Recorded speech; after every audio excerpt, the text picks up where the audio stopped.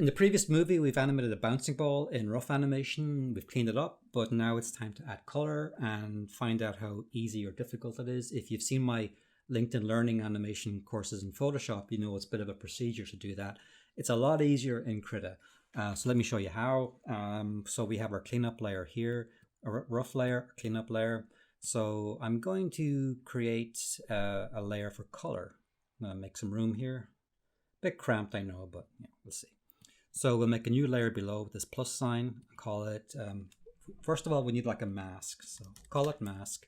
We need to group these as well. So we'll make a new layer and it's a group layer. So we'll put the cleanup layer and the mask into the group, just click them and drag and see how they've indented. So now they're inside here. And I'm going to call this group ball color. Call it what you like, but that's okay. And let's see here. So we have our cleanup and let's click off the background because this will involve making a mask layer. So let's go in. It's a lot easier than it sounds. A couple of ways of doing it. We can select the mask layer and you'll see the mask layer here. And again, you might want to give the mask layer a color. If we can make it, say yellow. And now pop, it's yellow here. So go to the first drawing, brush tool, pick white. One way of doing this would be, and I'm pick like a really hard brush. We can paint it in like that. That's certainly one way of doing it. And that will be appropriate for certain scenes. So it's good to know that you can do it like that. You can also make a mask layer with like a rougher brush if you want like a color, your color to have like a soft edge. That also could be very important. But I'll show you like a quick way that's going to be very good for doing solid character masks. So, and this also works in Photoshop, same basic process. So we go to the cleanup layer and let's see where I hit this. It's down here, contiguous selection tool, click on that. And we click outside of the character inside this like void space and you'll see the marching ants. What that has done is it's selected everything outside of the character. So we need to invert that first. So if I go select, invert selection, now it has marching ants that is just the character area itself. And it's a little too far out of it. If we paint this right now, there'll be a white edge outside. So we have to make it smaller. So we go select, shrink selection. And I think 1 or 2 pixels will be probably plenty. 2 pixels here is perfect. How many pixels you shrink it by will depend on your artwork. If for some reason a mistake happens, you have a different character form and it's got jaggy lines and it doesn't quite line up, you can select the, I think this freehand selection tool, and you can add or subtract to it by holding down the Alt or Option key. So let me hold down the Alt Option key and do this, and that's eaten a bit out of it. And I think if I hold down, is it Shift? Shift will add it back. So you can also draw this manually if you need to like troubleshoot an area. So anyway, that's brilliant. Now we have our marching ants. We need to make sure we're on the mask layer. We have white selected for our thing, and then we need the fill tool. Where is the fill tool? I set a shortcut for the letter F for that, because I find that my brain is going for the Photoshop icons, and so if you can set your keyboard shortcuts to match your Photoshop ones, that'll be great. So now we have the mask area done, but the only problem now is, of course, it only works for the first frame. So now we have the process of going through and mapping that on to all the others. Were I to do like a complex scene with a character, you have to replicate that entire process for every frame. It sounds awful. It's not that bad. But for a simple ball like this, we can cheat. So let's cheat. So we go to the mask layer again. And again, we want to select this button here for adding a blank frame. And now I go to the next one and I just click on this little arrow tool and I can drag. And I'm just going to go through frame by frame in this case because it is such a simple form. And Control T to use the transformer layer or selection tool. I have made some custom keyboard shortcuts to match the ones I'm used to in Photoshop. So, but if you ever wonder what I'm doing, just see what icon selects here when I do my shortcuts, and that'll give you an idea as well. Now, if I hold down, I think Alt, I can distort this into all kinds of weird and wonderful shapes, but I'm kind of gone out of alignment here, so I'm going to hold an Alt Option and drag the first one. And I've actually cloned it, which I don't want to do because now you see how they both have this diagonal line. So we right click, copy keyframes, click on here, and paste keyframes. And now the diagonal lines only exist on the one, which is exactly what I want. I don't want to have a clone. There's a reason. Sometimes you want the clone. I don't want it right now. So, because I could be changing each one of these. So I'll just keep going. So all I'm going to do just to speed things up is just drop these, and then I'll worry about the squash and stretch later. I just want to get these in place. Okay, now that they're all in place, then I can go back and then I can worry about just lining up the squash and stretches. Sometimes you'll see these little white areas outside, and there is an aesthetic that some people have where they like that because it reminds them of the old, pulp cartoons where the different color plates were out of alignment and you would get these nice overlays. So, you might want to do that as a style choice. That's good to know that you can do it if you want to. Go back in here and line up there. Okay, let me zoom out again and let's play this through. That's pretty good. Looks nice. So obviously it's a white ball. What if you want a different color? What if you want to do something a bit more interesting? So we make a new layer. You could also color the mask layer. Quick and dirty way if you want just a simple, say a green ball, right? So you right click on that and go layer style. Hit color overlay. Multiply goes to normal and make it 100%. And let's just pick a different color, bright green. Okay. And now when we play, well, that was no good. It's only green on the first frame. So the trick to reactivate that for the entire timeline, go to the layer with the effect where it says effects, click it off and click it back on again. And now when we play through, the entire ball has shifted to green. So that's certainly one way of doing it. Now, I'm going to show you the next level up from that because this is only good for a small number of instances when you would want to be able to do this. I'm going to select the effects layer. That's fine. Let's click off here. Yeah, we'll just click it off. So I'm going to make a new layer and I'm going to call it color. Now that we're in the group, you'll see these little A's. It's like a Greek alpha. That's an alpha channel. So I'm going to go onto the layer that we want the color to go onto. Select the brush tool. And I'm going to pick one of the hard brushes. And again, I'm going to pick, say blue this time. And I'll start coloring the ball. Now, at this point, obviously the color is going outside of the edge. It's very simple. Select the A. And now the blue area gets masked to the ball. So obviously when, my cat is very noisy.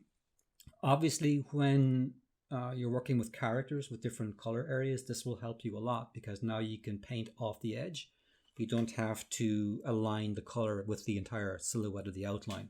This allows for a lot of different color treatments.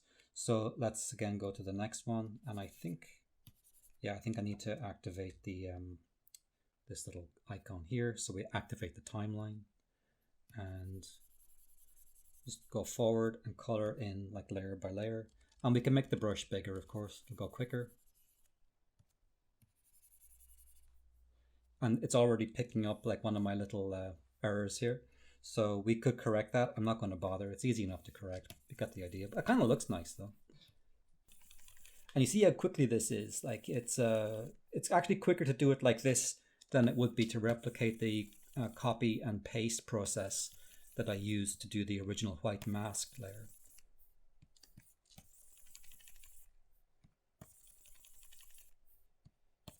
And again, the beauty of this also is we can change this color again by going to the first drawing, right click, layer style, color overlay. Let's see, multiply, no. I don't know why they put normal down here. It really should be at the top. And let's say we want, I don't know, orange. Okay, play. And again, we go to the, I think any frame will do it. I think if we go to like next frame and just select FX on and off, it kind of forces it to re-render. And then we can see the orange ball now. And we can change, again, we can switch that color on or off as needed just by selecting the FX on or off. So what if we want to add more? We can make another layer. let's say we want this bouncing ball to have like another color area on it. And I'm not going to be heroic about this. I'm going to go through this very quickly. So we have a new layer now called paint layer, call it dot. And I'm going to go back to blue for this because I want the dot to look bright against the darker background. It's easier to see. So on our first frame, and let's pick a different brush, right? Let's do something a bit braver. So, and I'm going to work in white for this. Let's see here if we can just do something like that. Like imagine this being scuffed and it's got like a white highlight or something to it. And this spins around as the ball moves. We'll zoom out so we can sort of follow it a bit better. And again, I'm going to click on this icon here so it activates our timeline. Go to the next frame.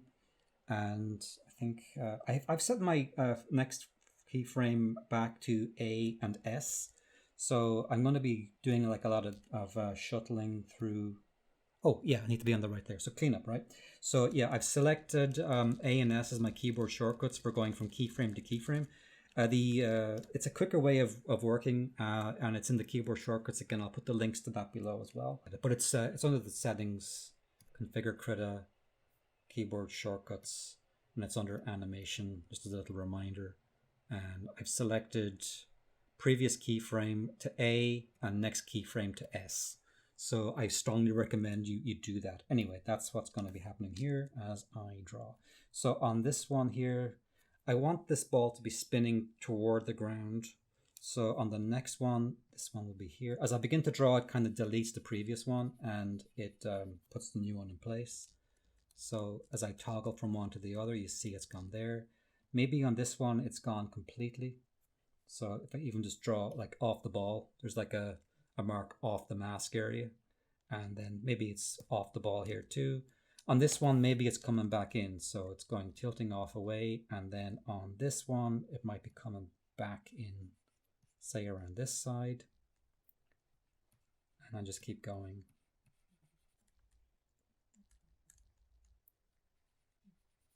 So let's play from the beginning and see if that works or not.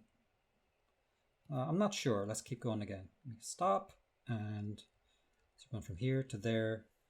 Maybe we wanted to go to here. And then just off, and maybe loop it in around this side. So this is sort of straight ahead animation. It's not my strong suit, but it's kind of fun to do it sometimes.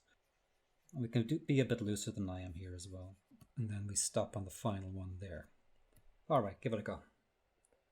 That's not too bad, actually. It's starting to feel like the ball is spinning around and rotating. There's a slight... And you see on these ones here, there's nothing. So I'll just draw a line there and a line there so that they'll be masked. They should be masked out, I would think. But it's already starting to give us the sense of this ball is like a three-dimensional form, and it's actually moving through space, multiple axes.